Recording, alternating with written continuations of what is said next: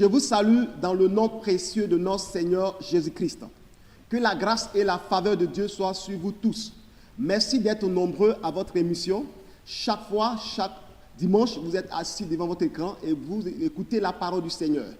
Et le thème que nous allons voir aujourd'hui est intitulé « Comment recevoir la délivrance de votre âme ?» Comment recevoir la délivrance de votre âme?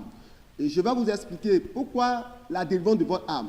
Quand nous lisons la Bible, nous voyons dans le livre de 1 Thessaloniciens 5, verset 23, que je lis, que le Dieu de paix vous sanctifie lui-même tout entier et que tout votre être, votre esprit, âme et corps soient conservés irréprochables lors de l'avènement de notre Seigneur Jésus-Christ. 1 Thessaloniciens 5, 23. Vous comprenez? L'homme est fait de l'esprit, âme et corps. Avant de parler de l'homme, nous allons parler de Dieu. Dieu est unique. Il y a un seul Dieu. Il n'y a pas deux dieux, il n'y a pas trois dieux. Mais Dieu est en trois personnes. C'est-à-dire Dieu le Père, Dieu le Fils et Dieu le Saint-Esprit. Dieu le Saint-Esprit. Et les trois personnes forment un seul Dieu. C'est pourquoi Jésus-Christ a dit « Je suis dans le Père et le Père est en moi ». Et Jésus disait quelque part que l'Esprit du Seigneur, l'Éternel, est sur moi. Donc, Dieu est en un seul Dieu, mais en trois personnes. Pour voir cela, nous allons lire dans le livre de 2 Corinthiens 13, verset 13. Que la grâce du Seigneur Jésus-Christ, vous voyez, la grâce du Seigneur Jésus-Christ, l'amour de Dieu, ça fait 2, et la communion du Saint-Esprit soit avec vous tous. Ceux qui ont fréquenté peuvent voir que soit là est au pluriel, c'est-à-dire le Père, le Fils et le Saint-Esprit. Donc, puisque Dieu est en trois personnes, en un seul Dieu, le Père, le Fils et le Saint-Esprit, la Bible dit que nous sommes créés à l'image de Dieu. Donc, puisque nous sommes créés à l'image de Dieu, nous aussi, nous sommes en trois personnes, c'est-à-dire l'esprit, l'âme et le corps. C'est en cela que Paul a dit que votre esprit, âme et corps soient irréprochables au jour de l'avènement de notre Seigneur Jésus-Christ. Donc, bien aimé, l'homme est en trois parties. Dieu travaille avec l'esprit de l'homme. Et l'âme est beaucoup convoitée par le monde des ténèbres. Aujourd'hui, nous n'avons pas parlé de l'esprit de l'homme, mais nous allons parler plutôt de l'âme de l'homme. Mais avant d'arriver sur l'âme de l'homme, je vais vous expliquer comment Dieu travaille avec l'esprit de l'homme. Quand nous lisons la Bible, nous voyons bien que la Bible dit que l'Esprit de Dieu dit à notre esprit que nous sommes enfants de Dieu. Pour dire quoi? Quand tu veux recevoir un message de Dieu, le message vient d'abord par ton esprit et ton esprit communique à ton âme et ton âme communique à ta chair, à ton corps et le corps exécute. Donc tout ce que nous faisons, avant que le corps ne réagisse, il faudrait que ça passe dans le spirituel, c'est-à-dire l'esprit, l'âme et le corps. Quand vous lisez la Bible, lorsque Naaman est venu, il a reçu sa guérison, il partait dans son pays. Il y a Géasi qui a suivi Naaman pour aller prendre de l'argent, pour aller prendre les biens. Et ça avertit Élisée, mais Dieu va révéler l'action mauvaise, l'action méchante de Géasi, parce que Élisée n'a pas voulu prendre les biens de Naaman. Il dit, repars dans ton pays et va donner gloire au Dieu d'Israël. Donc, en le faisant, Géasi s'est dit, mais écoutez, si tu ne veux pas prendre tout ce qu'il a donné, mais tu peux m'offrir. Mais ce n'était pas le temps de prendre. Et voici que lui, il partait. Et Géasi l'a suivi pour dire, il y a des filles des prophètes qui sont venues et Élisée m'envoyait pour venir chercher les biens de l'argent, les habits de rechange, tout cela. Et Dieu qui est Dieu qui travaille avec l'esprit de l'homme, va travailler avec l'esprit du prophète Élisée, non pas son âme. Et il a dit, lorsque Géasi est revenu, il a dit, d'où viens-tu? Il dit, je ne suis pas allé nulle part. Il dit, mon esprit n'était pas absent lorsque tu as quitté, Naaman a quitté ton char vers toi et tu as pris tout ce que tu as. Vous comprenez? Donc, le prophète, Dieu travaille avec son esprit. Lorsque il s'agit de l'esprit, c'est Dieu qui aime travailler l'esprit de l'homme. La Bible déclare que Paul a dit « Je fus ravi en esprit jusqu'au 3e ciel ». Vous comprenez? Donc, le chrétien l'esprit du chrétien doit être en contact avec le Saint-Esprit. Donc, lorsque nous venons dans le sens de l'âme, le diable travaille avec l'âme. Et quand il s'agit de projection astrale, c'est-à-dire les gens qui sortent de leur corps, les sorciers, les gens du ténèbre, le monde mystique, occulte, qui sortent de leur corps, c'est-à-dire c'est l'âme qui sort du corps pour aller opérer dans le monde des ténèbres. Vous comprenez? Ce n'est pas leur esprit. Dieu, lui, travaille l'esprit. Il a donné l'âme à l'homme pour l'adorer. C'est pourquoi, lorsque vous lisez la Bible, Anne priait, elle disait que je suis en train de parler, mon âme est en train de parler devant le Seigneur. L'âme, Dieu a fait l'âme pour que l'âme adore Dieu, l'âme célèbre Dieu. C'est pourquoi également David a dit que son âme soupire auprès de l'Éternel comme une biche. Donc l'âme doit adorer Dieu. Mais dans le monde spirituel, c'est l'âme qui est facile à manipuler. Les sorciers manipulent l'âme. Un sorcier peut appeler l'âme d'une personne. Au moment que tu dors, un sorcier peut faire des incantations et faire sortir l'âme d'une personne. Comment il peut le faire? Lorsque on veut initier une personne, on peut simplement donner la nourriture à quelqu'un qui va manger la journée et la nuit, son âme est favorable à sortir de son corps. C'est pourquoi parfois vous êtes là, vous entendez des voix invisibles, des voix qui vous appellent. N'ayez pas l'habitude de répondre à ces voix qui vous appellent, parce que ces voix-là, généralement, ce sont les voix mystiques, les voix des sorciers. Et lorsque la nuit, tu dors et que quelqu'un t'appelle au milieu de la nuit, il ne faut pas répondre. Parce que c'est une manière de faire sortir ton âme de ton corps. Et lorsque l'âme sort de son corps, l'âme va dans un autre monde, dans le monde des ténèbres. Et les sorciers utilisent cela pour aller initier l'âme, pour aller mettre l'âme en prison. Ce thème, comment recevoir la délivrance de votre âme? Comment recevoir la délivrance de votre âme? C'est pour vous dire que même un sorcier a la capacité de faire sortir l'âme d'une personne. Si la personne n'a pas une vie de prière, la personne n'a pas une vie de consécration, la personne n'a pas Jésus de Nazareth dans sa vie, le sorcier peut manipuler son âme à tout moment. Le sorcier peut mettre même son âme en prison. Regardez dans la Bible, lorsque Saül est parti consulter la femme médium, la femme a réussi, puisque c'est elle travaille dans le monde des ténèbres, Samuel qui était mort, la femme a réussi à faire monter l'âme de Samuel du séjour des morts. Vous comprenez que c'est clair, parce que le monde des ténèbres a la capacité de travailler sur l'homme. Mais je dis à quelqu'un, une fois que quelqu'un meurt en Jésus-Christ, aucune puissance ne peut manipuler l'âme. Parce qu'une fois que tu meurs en Jésus-Christ, ton âme va directement au ciel. C'est ce que je veux vous enseigner pour que vous puissiez comprendre que l'âme d'un chrétien ne peut pas être manipulée par qui que ce soit, par les sorciers ou les sorcières, par les occultistes. Mais le Seigneur couvre l'âme de son enfant, protège l'âme de son enfant. Que le Seigneur, le Dieu d'Israël, vous bénisse. La délivrance de l'âme. Le thème, comment recevoir la délivrance de votre âme. L'âme vit dans le sang. Dans le livre de Lévitique 14, la Bible déclare que l'âme vit dans le sang. Lévitique chapitre 17, plutôt verset 14, l'âme vit dans le sang. C'est pourquoi vous allez constater que le monde des ténèbres utilise plus le sang. Donc, pour qu'une personne puisse avoir son âme ou tuer la personne physiquement, il faudrait que dans le monde des ténèbres, les gens puissent avoir un impact sur son sang. Et le sang a de l'effet. Parce que l'âme vit dans le sang, c'est pourquoi Dieu a dit de ne pas manger la viande avec son sang. La viande fraîche, c'est du péché devant l'Éternel. Il ne faut pas boire le sang humain. Il ne faut pas boire le sang d'un animal.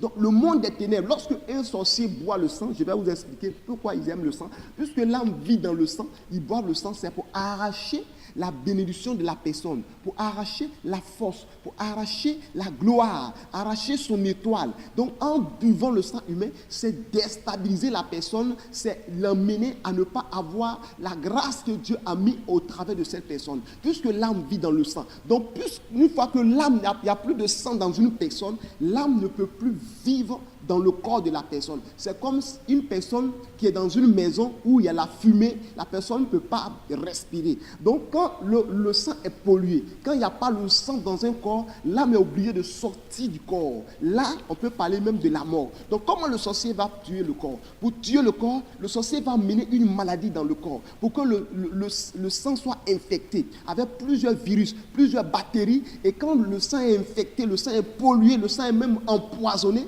l'âme ne peut plus vivre parce que la demeure de l'âme, c'est dans le sang. La Bible dit que l'âme vit dans le sang. Donc alors, quand l'âme vit dans le sang et que sa demeure est polluée, sa demeure, il n'y a plus d'endroit où l'âme doit vivre, c'est-à-dire quand quelqu'un fait un accident et que la personne se vide de son sang, l'âme ne peut plus rester parce que la Bible déclare que l'âme vit dans le sang. L'âme est obligée de sortir de son corps, du corps et aller dans le monde où elle se sent mieux et où elle peut respirer. Donc quand l'âme sort de ce corps-là, c'est là on dit la personne a rendu l'âme. La personne est morte. Donc l'âme doit, selon la volonté de Dieu, l'âme doit demeurer dans le corps de l'homme jusqu'à ce que le temps de Dieu arrive pour que l'âme sorte du corps pour aller dans l'éternité. Je vous dis qu'il y a 2 éternités. Lorsque une personne meurt, c'est l'âme qui va aller devant le rendre compte à Dieu. La Bible déclare que l'âme qui pêche, c'est celle qui mourra. Donc, même l'âme peut pécher. Ceux qui tuent leur âme pour faire la sorcellerie, ils pêchent parce que l'âme exerce la sorcellerie. L'âme qui exerce la sorcellerie tue. L'âme qui exerce la sorcellerie détruit les actions. Ce qu'un homme ne peut pas faire physiquement. Vous allez voir qu'il y a des personnes qui ne peuvent pas te tuer physiquement, mais dans le spirituel, ils savent qu'il n'y a pas de gendarmerie, il n'y a pas de police, il n'y a rien. Donc, il peut manipuler ton âme et même ton âme en prison. Je vais vous rendre un témoignage parce que l'âme d'une personne peut être en prison en Côte d'Ivoire et te trouver en France. Et étant en France, tout ce que tu vas faire, ça sera bloqué, les échelles partout. Tu peux être au Cameroun et ton âme peut être dans un petit village de ton village au Cameroun. Tu peux être à Douala et ton âme est dans un village. Tu peux être au Gabon et ton âme peut être emprisonnée quelque part. Il y a des personnes qui sont parties en Europe. Il y a des personnes qui sont parties aux États-Unis. Elles ont parties en Afrique du Sud. De passage, je salue la famille Gaudi qui nous suit depuis l'Afrique du Sud. Que Dieu vous bénisse. Et je vous le dis, et ces personnes-là sont en Europe, elles n'arrivent pas à se marier, elles n'arrivent pas à prospérer, elles ont toujours les mêmes problèmes que ces personnes avaient dans leur pays, elles ont le même problème ailleurs. Et pourquoi? Parce que dans le monde spirituel, ils ont enterré leur âme dans une prison, dans un trou, dans un canari. Dans le monde spirituel, leur âme est en prison. Je rends mon témoignage. Une fois, j'ai commencé à faire, à un moment donné, j'ai commencé à faire le ministère et prêcher, prier pour les gens. Dieu bénissait des vies, mais moi, personnellement, ma vie n'était pas bénie. Les gens ne revenaient pas, l'église était vide, les gens n'avaient aucune considération de ma vie, pas d'offrande, pas de soutien, tout était fermé, tout était bloqué. J'étais dans la misère totale. On ne dirait même pas que j'étais un homme de Dieu. D'autres se posaient la question, même certains collègues se posaient la question, est-ce réellement je suis appelé par Dieu? Est-ce que réellement je suis appelé par Dieu? Parce que ma vie vraiment ne reflète pas la gloire de Dieu. Et un jour, j'ai prié et j'ai pris un moment de jeûne, de 14 jours de jeûne à eau, pour dire, Seigneur, qu'est-ce qui ne va pas dans ma vie? Et dans le jeûne, le Seigneur m'a révélé que mon âme était en prison. C'est-à-dire, dans le monde spirituel, mon âme était utilisée pour travailler pour les gens. Pour travailler, c'est-à-dire, on utilisait mon âme comme un coursier. C'est ainsi que le Seigneur m'a envoyé dans un serviteur de Dieu, un prophète de Dieu. Et après prière, l'homme de Dieu dit, je vois dans la vision un enfant tout petit qui a attaché un paille au cou, qui va et là, qui revient, et qui s'en puiser de l'eau, qui vient ici, qui s'en payer ceci, qui s'en payer cela.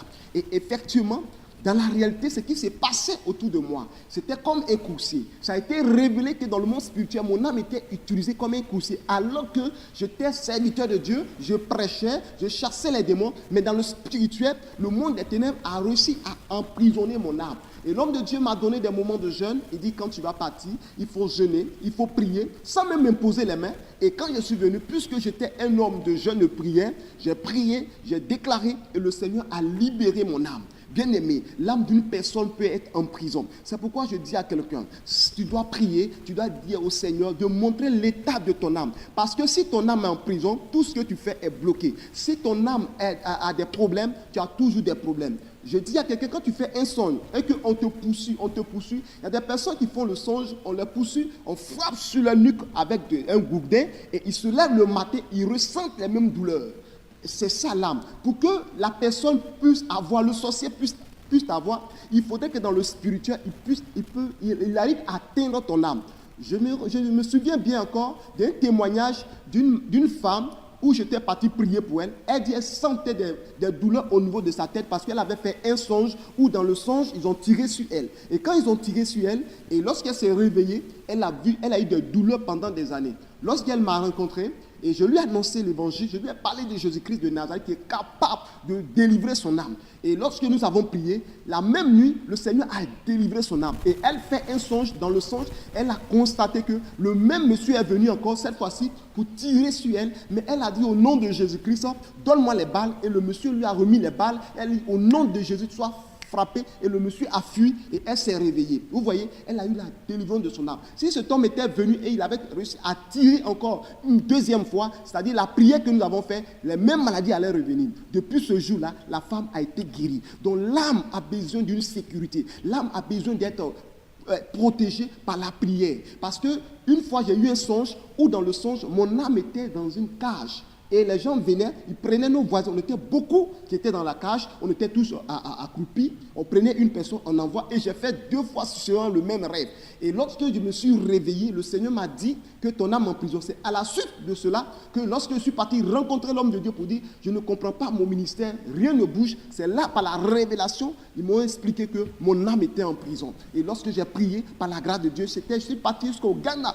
Le Seigneur m'a dit, va au Ghana, parce qu'il y a un serviteur de Dieu là-bas, et va rencontrer cet homme de Dieu. Et je suis pas sans le connaître, le Seigneur m'a mené dans une église évangélique, un prophète qui n'a même pas imposé les mains, il m'a donné seulement les directives, jeûne et prie. Et en fonction de ça, le Seigneur a libéré mon âme. Bien aimé, le Seigneur est capable de libérer l'âme de quelqu'un. Il est capable de faire sortir ton âme de la prison. Quand nous lisons la Bible, nous allons voir que David même, son âme était en prison. Il a dit cela.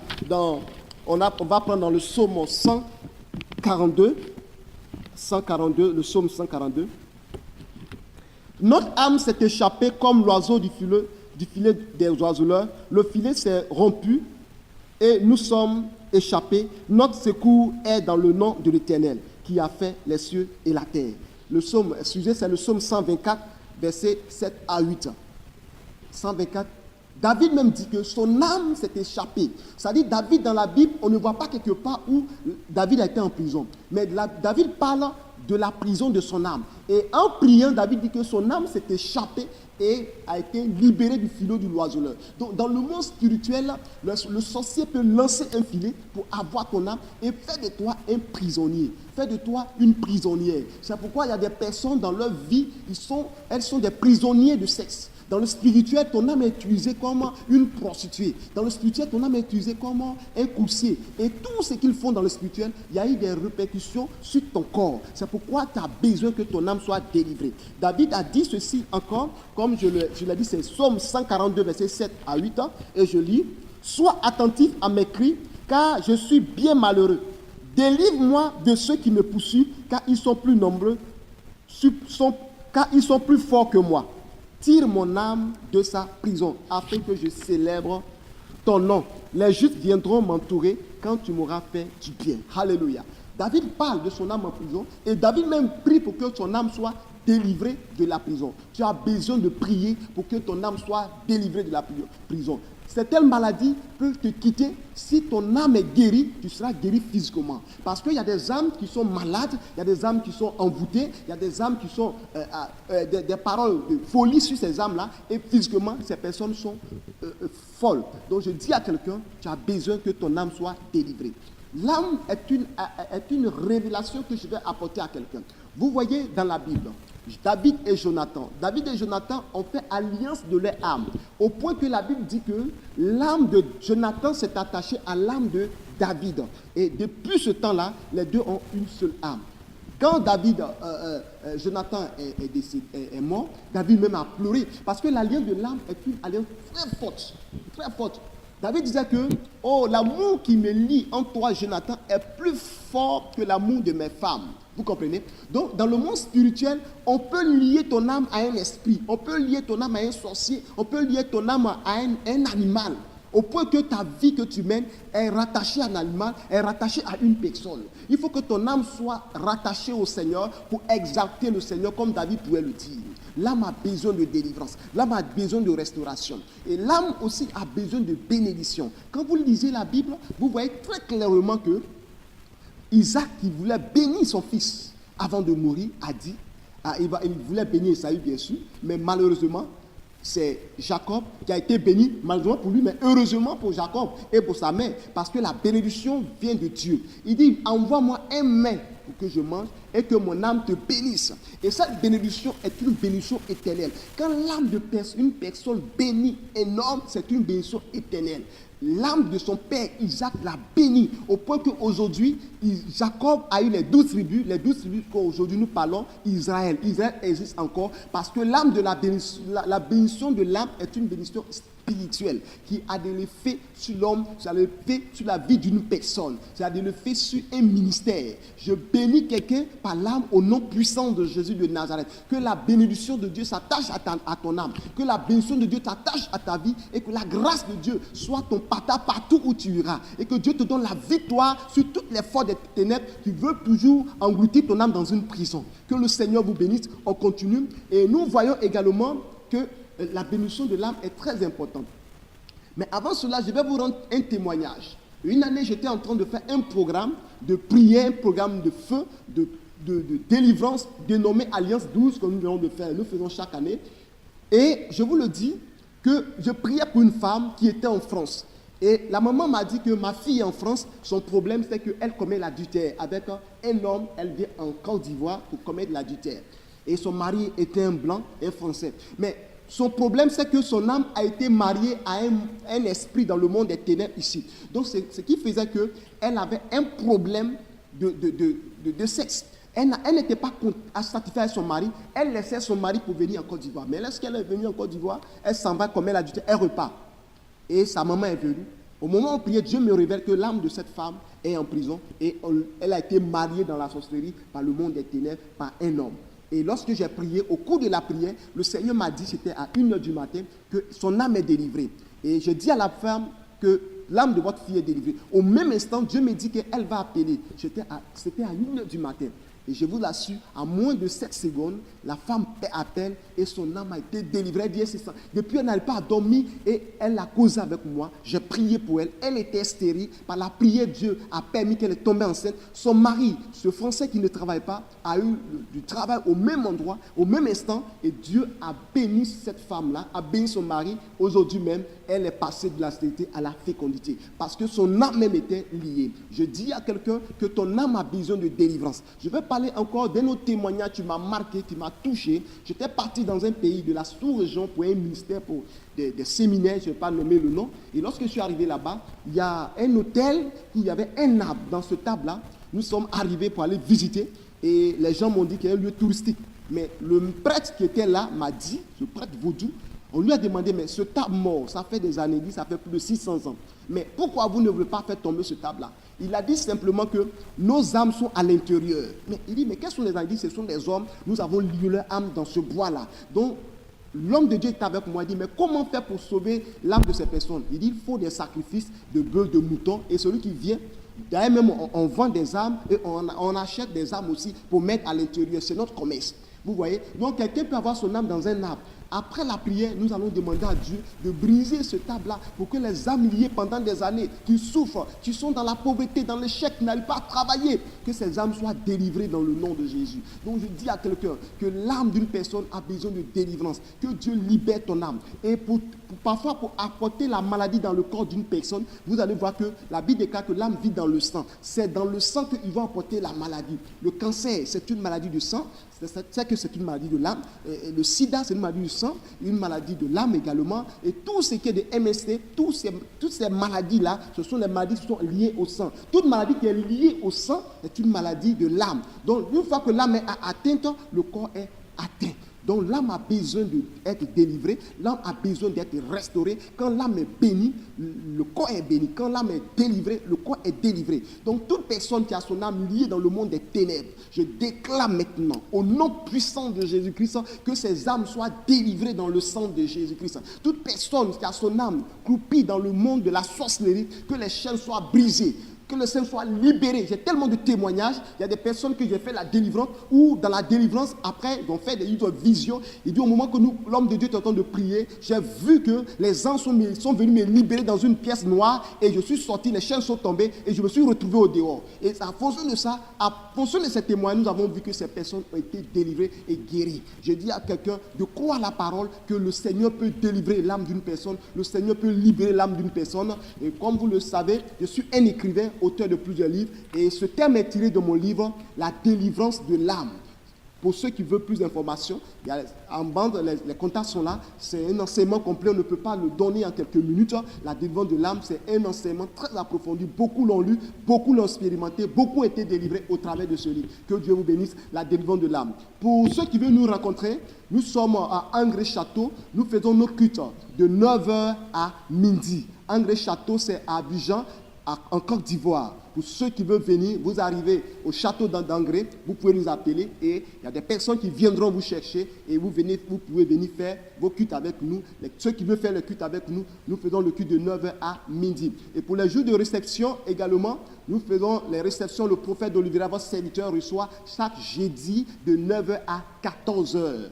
Et également, pour nous appeler, c'est le 08 47 00 60. Pour ceux qui sont hors de la Côte d'Ivoire, 00 225 08 47 00 60 ou 00 225 le 45 64 04 28. Pour ceux qui veulent que cette émission continue, parce que vous êtes bénis par cette émission, parce que je reçois des coups de fil d'Éthiopie, de Tchad, d'Afrique du Sud, un peu partout, nous voulons vos soutiens. Vos soutiens, des dons qui vont nous permettre d'aller encore davantage. Pour ces numéros qui sont en bas de l'écran, vous pouvez envoyer par Orange Money, pour MTN aussi, en Côte d'Ivoire, pour ceux qui sont en Côte d'Ivoire, ceux qui sont hors de la Côte d'Ivoire, qui veulent nous soutenir parce que nous voulons continuer, nous voulons annoncer la parole, annoncer l'évangile, prêcher, pour apporter la délivrance des âmes par la grâce de notre Seigneur Christ, qui sont hors de la Côte d'Ivoire. Vous pouvez envoyer par Western Union ou MoneyGram ou Express. Et à ce numéro que vous venez de voir, et au nom, vous connaissez votre serviteur, le prophète d'Oliveira Isidore, vous pouvez envoyer par là et nous allons recevoir. Et dès que nous recevons, nous ferons signe parce que nous voulons que cette émission continue. Nous avons beaucoup de témoignages, beaucoup de personnes qui sont délivrées et guéries. Que la grâce de Dieu soit sur votre vie et la faveur de Dieu soit sur votre vie. Je vais prier en 1 minute pour vous. Je prie pour quelqu'un qui me suit, qui me regarde. Je prie pour ta vie. Toi qui n'arrives pas à te marier, que les liens du célibat soient brisés au nom de Jésus-Christ. Que ton âme sorte de la prison familiale, que ton âme sorte de la prison du célibat. Toi qui es malade pendant des années et que cette maladie vient de ton âme, je libère ton âme au nom de Jésus-Christ. Toi qui souffres maintenant de cette maladie qui te trouve maintenant, toi qui n'arrives pas à travailler parce que ton diplôme a été mis dans un canari, dans un bois, je libère ton diplôme, je libère ton CV au nom puissant de Jésus-Christ. Toi qui es dans une pression de folie, le Seigneur libère ton âme au nom de Jésus-Christ. Je prie pour cette personne, pour cet homme de Dieu